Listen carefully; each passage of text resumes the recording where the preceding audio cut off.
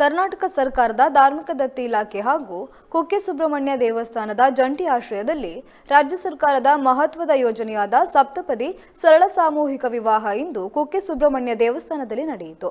ದೇವಸ್ಥಾನದ ಆಡಳಿತಾಧಿಕಾರಿ ಹಾಗೂ ಪುತ್ತೂರು ತಾಲೂಕು ಉಪಾಯುಕ್ತ ಯತೀಶ್ ಉಳ್ಳಾಳ್ ಹಾಗೂ ದೇಗುಲದ ಕಾರ್ಯನಿರ್ವಹಣಾಧಿಕಾರಿ ರವೀಂದ್ರ ಎಂಎಚ್ ನೇತೃತ್ವದಲ್ಲಿ ನಡೆದ ಸಾಮೂಹಿಕ ವಿವಾಹದಲ್ಲಿ 4 ದಂಪತಿಗಳು ಇಂದು ಸಪ್ತಪದಿ ತುಳಿದಿದ್ದಾರೆ.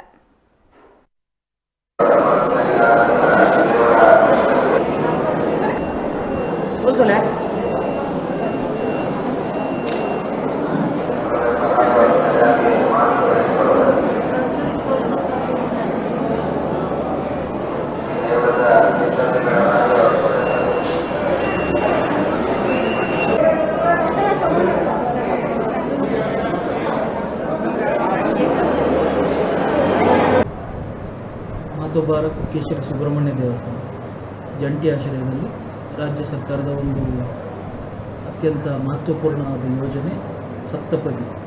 ಇದು ಸರಳ ಸಾಮೂಹಿಕ ವಿವಾಹ. ಇದರ ಉದ್ದೇಶ ಜನರದ್ದು ದುಂದುವೆಚ್ಚ ಆಗುವುದನ್ನು ಮದುವೆ ವಿಚಾರದಲ್ಲಿ ತಡೆಯುವಂಥದ್ದು. ಎರಡನೇ ವಿಚಾರ, ದೇವಸ್ಥಾನಗಳು ಸಾಮಾಜಿಕ ಕಳಕಳಿಯಿಂದ ಒಂದು CSR ಥರ ಆ ಒಂದು ಸಮಾಜಕ್ಕೆ ವಾಪಸ್ ಕೊಡುವಂಥ ಒಂದು ಪ್ರಕ್ರಿಯೆ, ಭಕ್ತರಿಗೆ ಅನುಕೂಲ.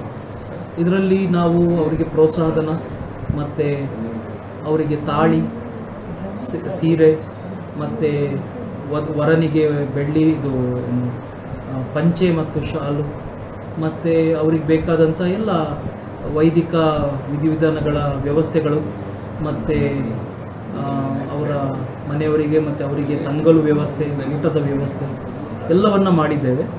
ಈ ದಿನ ಇಲ್ಲಿ 4 ಜೋಡಿಗಳು ವಿವಾಹ ಕಾರ್ಯಕ್ರಮದಲ್ಲಿ ಭಾಗವಹಿಸಿ ವೈವಾಹಿಕ ಜೀವನಕ್ಕೆ ಕಾಲು ಇರಿಸಿದ್ದಾರೆ.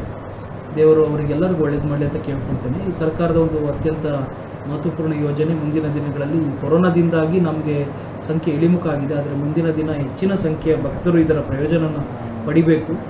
ಇದೊಂಥರ ಒಂದು ಸಾಮಾಜಿಕ ಸುಧಾರಣೆಯ ಒಂದು ಹೆಜ್ಜೆ ಅಂದರೂ ತಪ್ಪಾಗಲಿಕ್ಕಿಲ್ಲ. ಸರ್ಕಾರದ ಇಂಥ ಯೋಜನೆಗಳು ಹೆಚ್ಚಿನ ಜನರಿಗೆ ತಲುಪುವಂತೆ ಮಾಧ್ಯಮದವರು ಕೂಡ ನಮಗೆ ಸಹಕಾರ ನೀಡಬೇಕು. ಸರ್, ಇದು ಈಗ ನಿರಂತರವಾಗಿ ನಡೀತಾ ಇರ್ತದ ಅಥವಾ ನಿರಂತರ? ಇದು ಈ ಕಾರ್ಯಕ್ರಮವನ್ನು ರೂಪಿಸುವಾಗ ವಾರ್ಷಿಕ 2 ಬಾರಿ ಏಪ್ರಿಲ್ ತಿಂಗಳಲ್ಲಿ ಮತ್ತು ಡಿಸೆಂಬರ್ ತಿಂಗಳಲ್ಲಿ ಎರಡು ವಿವಾಹದ ಸಮಾರಂಭಗಳನ್ನು ಏರ್ಪಾಡು ಮಾಡೋದಂತ ತೀರ್ಮಾನ ಆಗಿತ್ತು. ಆದರೆ ಕಾರಣಾಂತರ ಕೊರೋನಾ ಮತ್ತು ಲಾಕ್ಡೌನ್ ವಿಚಾರ ಬಂದಾಗ ಮುಂದೂಡ್ತಾ ಈಗ ಹಂತವಾಗಿ ಡಿಸೆಂಬರ್ 10ಕ್ಕೆ ನಾವು ಎಲ್ಲ ಏನು ರಾಜ್ಯಾದ್ಯಂತ ಎ ಗ್ರೇಡ್ ದೇವಸ್ಥಾನಗಳಲ್ಲಿ ಇವತ್ತು ನಡೀತಾ ಇದೆ ಸರಳ ಸಾಮೂಹಿಕ ವಿವಾಹ. ಮುಂದಿನ ದಿನಗಳಲ್ಲಿ ಜನರ ಈ ಬೇಡಿಕೆಗೆ ಅನುಗುಣವಾಗಿ ಸರ್ಕಾರದ ಯೋಜನೆಗಳು ಹೆಚ್ಚಿನವರಿಗೆ ತಲುಪಿಸಲಿಕ್ಕೆ ನಾವು ಪ್ರಯತ್ನ ಪಡ್ತೇವೆ. ಎಕ್ಸಿಕ್ಯೂಟಿವ್ ಆಫೀಸರ್ ನಾವು ಎಲ್ಲ ಟೈಮಲ್ಲಿ ನೀವು ನೋಡಿರ್ಬೋದು, ಒಂದು ದೊಡ್ಡ ಬ್ಯಾನರ್ ಹಾಕಿರ್ತೇವೆ ಸಪ್ತಪದಿ ಅಂತ.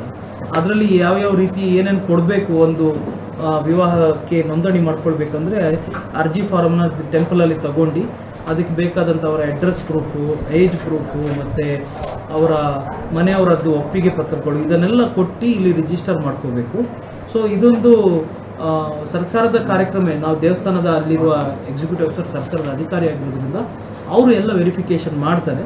ಮತ್ತು ಯಾವುದೇ ರೀತಿಯಲ್ಲಿ ಕೂಡ ಒಂದು ಏನು ಹೇಳ್ತೀರಿ, ಚೈಲ್ಡ್ ಮ್ಯಾರೇಜ್, ಏನು ಬಾಲ್ಯ ವಿವಾಹ, ಇಂಥವೆಲ್ಲ ಅವಕಾಶ ಇಲ್ಲ. ಅವರ ಡಾಕ್ಯುಮೆಂಟ್ಗಳನ್ನು ವೆರಿಫೈ ಮಾಡಿ ಅವರು ವೈವಾಹಿಕ ವ್ಯವಸ್ಥೆ ಅಂದರೆ ನಮ್ಮ ಕಾನೂನಿನ ಪ್ರಕಾರ ವಿವಾಹಕ್ಕೆ ಯೋಗ್ಯರು ಅಂತ ತೀರ್ಮಾನದಲ್ಲಿ ಮಾತ್ರ ಅವರಿಗೆ ನಾವು ಅವಕಾಶ ಕೊಡ್ತೇವೆ. ತುಂಬ ಜೋಡಿಗಳು ನಮ್ಮ ಹತ್ರ ರಿಜಿಸ್ಟರ್ ಮಾಡಿದರು. ಅವರೆಲ್ಲ ವೆರಿಫಿಕೇಷನ್ ಆಗಿ ಅವ್ರ ಕೊನೆಯ ವಿವಾಹದ ಸ್ಟೇಜಿಗೆ ಇದ್ದರೂ ಕೂಡ ನಾವು ಕೊನೆಗೆ ಈ ಕೊರೋನಾ ಲಾಕ್ಡೌನಿಂದ ಅವರೆಲ್ಲ ಈಗ ಹೆಚ್ಚಿನವರು ವಿವಾಹ ಆಗಿಕೊಂಡು ಈಗ 4 ಜೋಡಿ ನಮ್ಮ ಜೊತೆ ಬಂದಿದ್ದಾರೆ. ಸೊ ಮುಂದಿನ ದಿನಗಳಲ್ಲೂ ಕೂಡ ಎಕ್ಸಿಕ್ಯೂಟಿವ್ ಆಫೀಸರ್ ಮುಖಾಂತರವೇ ಈ ಅರ್ಜಿಗಳನ್ನು ಎಲ್ಲರೂ ಸಲ್ಲಿಸಬೇಕಾಗ್ತದೆ. ದಿನಾಂಕವನ್ನು ಸರ್ಕಾರ ನಿಗದಿ ಮಾಡ್ತದೆ. ಆ ದಿನಾಂಕ ನಿಗದಿ ಮಾಡೋದು ಕೂಡ ಎಲ್ಲ ಈ ನಮ್ಮ ಮುಜರಾಯಿ ಇಲಾಖೆಯಲ್ಲಿರುವಂಥ ನಮ್ಮ ಧಾರ್ಮಿಕ ಇಲಾಖೆಯಲ್ಲಿರುವಂಥ ಪಂಡಿತರುಗಳೇ ಹೇಳುವಂಥ ದಿನಾಂಕದಲ್ಲೇ ನಿಗದಿ ಆಗ್ತದೆ.